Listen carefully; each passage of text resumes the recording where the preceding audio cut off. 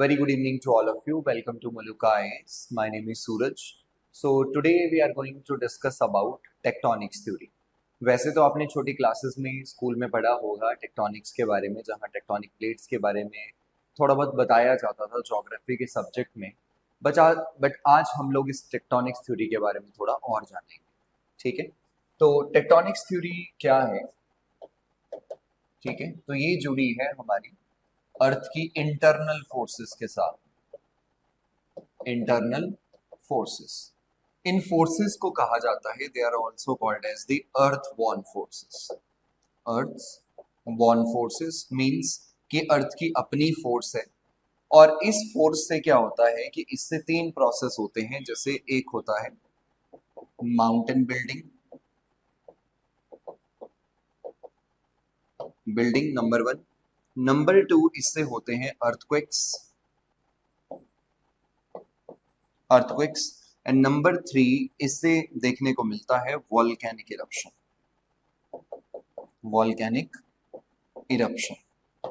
Right, ठीक है। अब देखो, ये जो टेक्टोनिक्स थ्योरी है ये बहुत सारे आइडियाज का मिक्सचर है। काफी इसको मॉडर्न और ऑथेंटिकेटेड थ्योरी माना जाता है, क्योंकि बहुत सारे जो ज्योग्राफिकल कॉन्सेप्ट्स हैं वो इससे सॉल्व होते हैं। ठीक है, चैलेंजेस भी सॉल्व होते हैं। जैसे टेक्टोनिक्स थ्योरी को माना जाता है कि ये जो है वो हमारी आई थी, जैसे ज्योग्राफी में कुछ कॉन्सेप्ट है। सबसे पहला कॉन्सेप्ट है that is the continental drift theory. यानी जो कॉन्टिनेंट्स हैं आज जो दुनिया में आपको अलग अलग जगह पे जो कॉन्टिनेंट्स मिलेंगे, पहले उस जगह नहीं थे, कहीं और थे। जिसमें एक पैंजिया की स्टोरी भी आती है। एक सुपर कॉन्टिनेंट था आज से 250 से 300 मिलियन ईयर्स से पहले। तो उसके बारे में एक्सप्लेन करता है। इस थ्योरी को बहुत अच्छे से एक्सप्लेन किया था एक पर्सन ने, जिसका नाम है अल्फ्रेड वेगनर। ठीक है, the name of the person is Alfred Wegener. And second जिसने एक्सप्लेन किया उसको कहते हैं कन्वेक्शनल करंट हाइपोथेसिस। और इस हाइपोथेसिस में एक्सप्लेन किया गया है कि जो अर्थ है वो अंदर से बहुत ज्यादा गर्म है, और गर्म होने की वजह से अंदर से जो रॉक्स मेल्ट होती हैं वो मैग्मा लगातार सर्कुलेट करता रहता है, जिसकी सर्कुलेशन की वजह से कई प्रोसेस चलते हैं। थर्ड, इसका जो कल्मिनेशन है वो सी फ्लोर स्प्रेडिंग हाइपोथेसिस से चलता है। हाइपोथेसिस जिसको हैरी हेस नाम के पर्सन ने दिया था, हैरी हेस। तो इसने सी फ्लोर को कहा कि सी फ्लोर कंटिन्यूसली स्प्रेड कर रहा है। अब टेक्टोनिक्स थ्योरी ये कहती है कि अर्थ का जो लिथोस्फेयर है, लिथोस्फेयर, ठीक है, लिथोस्फेयर का मतलब क्या हुआ कि दिस इज द क्रस्ट, ठीक है, plus upper part of mental which is in solid form. तो इसको बोलते हैं लिथोस्फेयर। ठीक है, और ये जो लिथोस्फेयर है ये अर्थ के सरफेस से 100 किलोमीटर के नीचे तक आता है। और ये जो लिथोस्फेयर है this is very brittle in nature, काफी नाजुक है, और not a continuous layer, and it is broken into segments, and these segments are called as tectonic plates। तो इसको कहते हैं tectonic plates. And these plates are floating over a semi plastic layer which is called as the asthenosphere. तो एस्थीनोस्फेयर के ऊपर ये सारी प्लेट्स फ्लोट कर रही हैं, और इनका आपस में क्या रहता है, इनका आपस में कई बार अगर आप देखोगे तो ये आपस में इंटरेक्शन होता है, जिस इंटरेक्शन से तीन तरह का फिनोमिना होता है।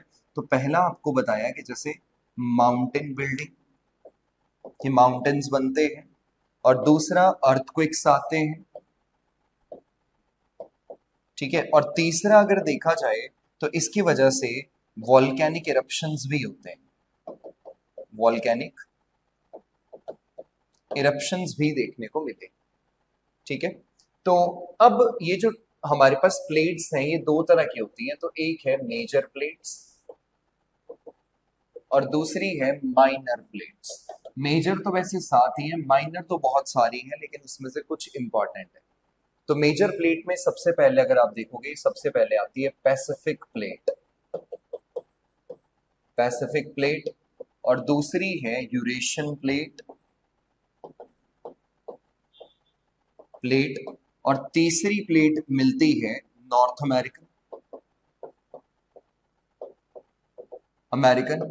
उसके बाद अगली है साउथ अमेरिकन, अमेरिकन। और उसके बाद अगली प्लेट जो है, this is African plate, plate. और जो सिक्स्थ प्लेट है वो है इंडो ऑस्ट्रल प्लेट, जो भारत का आज का इंडिया है और ऑस्ट्रेलिया मिला के इंडो ऑस्ट्रल। और सेवंथ बनती है अंटार्कटिक प्लेट, अंटार्कटिक प्लेट। तो देखिए कितनी हो गई। तो यहाँ पे 1 2 3 4 5 6 एंड 7। तो all these are major plates. Minor plates में सबसे पहली है जुआन दी फूका, जुआन दी फूका प्लेट। दूसरी है फिलीपींस प्लेट, फिलीपींस प्लेट। तीसरी है अरेबियन प्लेट, ठीक है। अगली जो है हमारी फोर्थ, दैट इज नाजका। उसके आगे कोकोस, ठीक है। आगे है सिक्स्थ इज बर्मा प्लेट। तो ऐसी बहुत सारी नंबर ऑफ प्लेट्स हैं, ठीक है। उसमें से कुछ इंपॉर्टेंट आपको ये देखने को मिलती है। तो बड़ी मतलब बहुत बड़ी, छोटी मतलब छोटी छोटी छोटी कई प्लेट्स मिलती है। अगर आप इनको मैप के ऊपर देखने की कोशिश करोगे तो आपको कुछ ऐसे ये प्लेट्स मिलेंगी, लाइक इधर ये नॉर्थ अमेरिका हम ड्रॉ कर रहे हैं। उसके बाद ये this is the south America, south American part, like this is European part,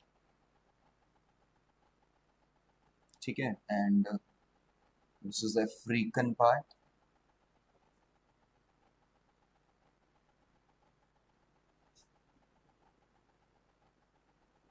ऐसे। और यहाँ पे है दिस इज ऑस्ट्रेलिया। और इस वाले पार्ट में ऐसे अंटार्कटिका। तो पहली जो प्लेट आती है, ठीक है, ये है north American, north American plate. तो ऐसे कट लग गया और यहाँ से ऐसे चली गई। और इधर एक छोटी प्लेट है जिस प्लेट का नाम है जुआन दी फूका, जुआन दी फूका। इधर है पैसिफिक प्लेट। और पैसिफिक प्लेट के साथ में, ठीक है, यहाँ एक छोटी प्लेट है, इसका नाम है कोकोस। और इधर है नाजका प्लेट। और इस वाले सेक्शन में है दिस इज कैरेबियन प्लेट, ठीक है। कैरेबियन आइलैंड्स हैं, सो इसको कैरेबियन प्लेट के नाम से जानते हैं। और इधर एक और छोटी प्लेट है, दिस इज स्कॉशिया प्लेट। अब ये जो साउथ अमेरिकन प्लेट है ये ऐसे आई, ठीक है। और यहां से ये ऐसे कट होकर के चली जाती है और बीच में एक ऐसी शेप बनती है। उसके बाद आगे अफ्रीकन प्लेट, ये वाली, this is the African plate. African plate के बाद यहाँ पे एक और प्लेट है और इसको कहते हैं अरेबियन प्लेट, अरेबियन प्लेट। ऊपर वाली टोटली यूरेशियन प्लेट है, काफी बड़ी प्लेट है। और नीचे यहाँ पे आप देखोगे तो ये ऑस्ट्रेलिया वाला पार्ट है, तो ऐसे थोड़ा इंडिया कवर करके इधर जाती है। तो इसको कहते हैं इंडो ऑस्ट्रल प्लेट। और यहाँ पे बर्मा प्लेट, बर्मा प्लेट। तो ये छोटी छोटी प्लेट्स भी सारी ऐसे कवर होती है। तो इन प्लेट्स में इनको कहते हैं, they are the margins of the plate, ठीक है। They are called as margins of the plate. अब there are three types of margins, तीन तरह के मार्जिन्स होते हैं। सबसे पहला जो मार्जिन होता है वो होता है divergent plate margin, divergent plate margin. इस मार्जिन के अंदर अगर आप देखोगे तो हमारे पास दो प्लेट्स हैं फॉर एग्जांपल के लिए, like one is like this and second is like this. अब इधर से क्या हो रहा है कि इन प्लेट्स के नीचे से मैग्मा राइज कर रहा है और मैग्मा डाइवर्ज कर रहा है। जब मैग्मा डाइवर्ज करेगा, राइज करेगा, तो ये दो पार्ट्स में कन्वर्ट होता है। बीच में से मैग्मा क्या करेगा, उस गैप को भर देगा, वो गैप नहीं दिखेगा, बट प्लेट्स का मोशन अगर आप देखोगे, सो मोशन इज लाइक दिस। तो मोशन ऐसा है। तो मोशन अगर बाहर की तरफ को है तो इसको कहते हैं डाइवर्जेंट प्लेट बाउंड्रीज। और यहाँ पे अगर सी फ्लोर के नीचे है तो सी फ्लोर क्या कर रहा है, स्प्रेड। तो इसको हम कंस्ट्रक्टिव बाउंड्री भी कहते हैं, कंस्ट्रक्टिव बाउंड्री। ये इस वजह से भी कहते हैं क्योंकि यहाँ पे न्यू क्रस्ट बन रही है, न्यू क्रस्ट गेटिंग फॉर्म्ड, नई क्रस्ट भी बन गई। तो ऐसे ये दोनों प्लेट्स एक दूसरे से क्या कर रही है, दूर जा रही है। ये पहला मोशन होता है, ठीक है। दूसरा मोशन अगर आप देखोगे तो दूसरे मोशन के अंदर है हमारे पास कन्वर्जेंट, कन्वर्जेंट प्लेट्स। इन कन्वर्जेंट प्लेट्स के अंदर पहली प्लेट ऐसे है और दूसरी प्लेट ऐसे, और इसमें आपको ये मिलेगा कि ऐसे कन्वर्जिंग करंट्स हैं और सिंकिंग करंट्स हैं, ठीक है। मैग्मा क्या कर रहा है, मैग्मा लगातार कन्वर्ज कर रहा है और कन्वर्जेंस के बाद, ठीक है, वो आगे जा करके क्या कर रहा है, सिंक कर रहा है। तो जब वो कन्वर्जेंस शो करता है तो ये दोनों प्लेट्स आपस में जाके कोलाइड करती है, और जब ये प्लेट्स आगे जाकर के कोलाइड करती है तो यहाँ पे कोलिजन होगा। सो कोलिजन की वजह से क्रस्ट टूटेगी, डिफॉर्म होगी, तो इसको डिस्ट्रक्टिव प्लेट बाउंड्री भी कहते हैं, डिस्ट्रक्टिव प्लेट बाउंड्री भी इसको कहा जाता है, ठीक है। तो दोनों कोलाइड करेंगे, कोलिजन से होगा। और इसके बाद जो अगली आती है हमारे पास, जिसको कहते हैं transform plate boundary, transform plate boundary. तो ये जो ट्रांसफॉर्म प्लेट बाउंड्री है, इसके अंदर क्या होगा, इसके अंदर आपके पास दो प्लेट्स हैं, ठीक है। एक प्लेट है ए और दूसरी प्लेट है बी। अब इसमें क्या है, इन दोनों के नीचे इंडिपेंडेंट कन्वेक्शन करंट्स काम कर रहे हैं। हो सकता है कि एक प्लेट का जो मोशन है वो इस तरफ को है और दूसरी प्लेट का मोशन इस तरफ का, दोनों पास में से निकल जाती है, ना तो कोई कोलाइड कर रही और ना तो कोई प्लेट आपको ये मिलेगी कोलाइड कर रही, ना एक दूसरे से दूर जा रही, बट एक दूसरे से पास से निकल जाती है। जब ऐसा होता है तो इस एरिया में सिर्फ और सिर्फ आपको क्या मिलेंगे, अर्थक्वेक एक्टिविटी मिलेगी, अर्थक्वेक एक्टिविटी, ठीक है। अब पास से दोनों जा रही है, थोड़ी बहुत हलचल होगी, शेकिंग ऑफ द अर्थ होगा, जिससे अर्थक्वेक मिलेगा। तो ये जो एग्जांपल आप देख रहे हो, this is the north American plate, ठीक है, और दूसरी है यहाँ जुआन दी फूका प्लेट, जुआन दी फूका प्लेट, ठीक है। एक एग्जांपल और लेते हैं जिसमें कि सी फ्लोर स्प्रेडिंग को समझेंगे। Sea floor spreading.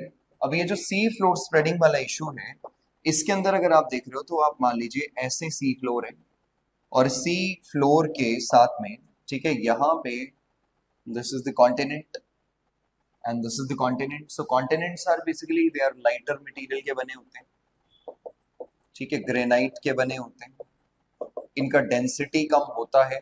लेकिन जो सी फ्लोर है ये बनता है बसॉल्ट का, और बसॉल्ट का डेंसिटी ज्यादा होता है, इसलिए हैवियर मटेरियल होता है, हैवियर मटेरियल। तो टेम्परेचर यहाँ क्या है, ज्यादा है। तो टेम्परेचर ज्यादा होने की वजह से इधर से क्या होगा, rising of magma, magma diverge करेगा, इधर सिंक करेगा ऐसे।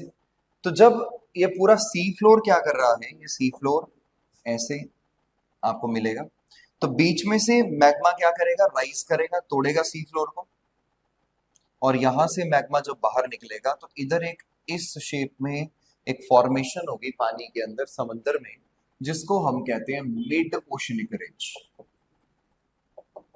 मिड ओशनिक रिज, ठीक है। ये बन गई मिड ओशनिक रिज, और मिड ओशनिक रिज से क्या हो रहा है कि यहाँ पे नया सी फ्लोर बन रहा है, और जो पुराना है यहाँ पे क्या होता है कि इस सेगमेंट में यहाँ एक गैप बनेगा। जब ये सी फ्लोर नीचे जाएगा एक सिंकिंग करंट इसको नीचे लेके जा रहा है, तो इस गैप को हम कहते हैं दिस इज द ट्रेंच। ठीक है, these are called as trench. Trench मतलब खाई। तो जब दोनों ये प्लेट नीचे जाने लगी, ठीक है, यहाँ पे क्योंकि हैवी है, कॉन्टिनेंट तो हल्का है, तो जब ये प्लेट नीचे जाना स्टार्ट होगी तो यहाँ पे ट्रेंच बनेगी, खाई बनेगी। जैसे जैसे प्लेट नीचे जाएगी उतना ट्रेंच भी बढ़ता जाएगा। तो इस एरिया को मेनली कहते हैं कि this is the subduction zone. Subduction zone. ठीक है, अब इस सबडक्शन जोन के अंदर यहां इस एरिया में क्या है, यहां पे बन रही है new crust formation. New crust formation. और यहां पे क्या है, यहां पे this is the crust is being destroyed. Crust is being destroyed. तो क्रस्ट यहां पे डिस्ट्रॉय हो रही है इस वाले पार्ट्स में, तो इधर भी डिस्ट्रॉय हो रही है इस वाले पार्ट्स में, और इधर आप देखोगे कि बीच में क्या हो रहा है, क्रस्ट बन रही है। तो एक साइड न्यू क्रस्ट बन रही है, दूसरी साइड डिस्ट्रॉय हो रही है। तो इस वजह से अगर यहाँ पे हम ये लेके चले कि इधर इतना वाटर है सी के अंदर, तो आप देख रहे होंगे कि सी फ्लोर स्प्रेडिंग हो रहा है। तो इसी चीज को एक्सप्लेन किया था हैरी हेस ने।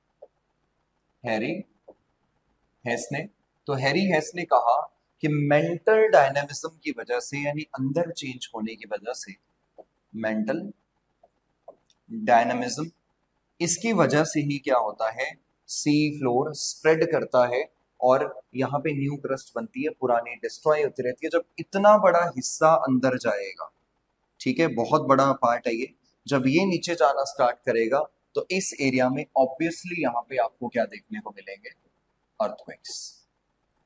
तो टेक्टोनिक्स थ्योरी एक एविडेंस बेस्ड थ्योरी है, जिस थ्योरी से हमें अर्थ के बारे में, बहुत सारे सिस्टम्स के बारे में जानने को मिलता है, जिसमें से एक ये भी सिस्टम्स है। आज पूरी अर्थ में जगह जगह पे आपको सी फ्लोर स्प्रेडिंग मिलेगा, लेकिन सबसे फेमस है Atlantic ocean. Atlantic ocean. Atlantic ocean में एक एस शेप में एक मोर बना है, देखो मोर यहाँ पे। तो अगर ये मोर बना है तो इसका मतलब है कि एटलांटिक ओशन क्या कर रहा है, ये स्प्रेड कर रहा है, ये बड़ा होता जा रहा है। अब ऐसा पूरा होने में ये एक दो दिन की बात तो होती नहीं है, इसमें हमें क्या लगते हैं, कई दिन लग जाते हैं। कई दिन भी क्या, this is almost millions of years. Millions of years. तो मिलियंस ऑफ ईयर्स में चेंज आता है, कोई बड़ा चेंज आएगा जो विजिबल होता है, जो देखने को मिलता है। इसी चीज को हम सिंपल आज जानते हैं, मॉडर्न टेक्टोनिक्स थ्योरी, जो दुनिया की सबसे ऑथेंटिकेटेड, क्योंकि एविडेंस बेस्ड थ्योरी है, इसलिए इसको ज्यादा रिलायबल मानते हैं, भरोसेमंद मानते हैं, जो काफी सारे क्वेश्चंस का आंसर देती है। तो आज की वीडियो में इतना ही। धन्यवाद।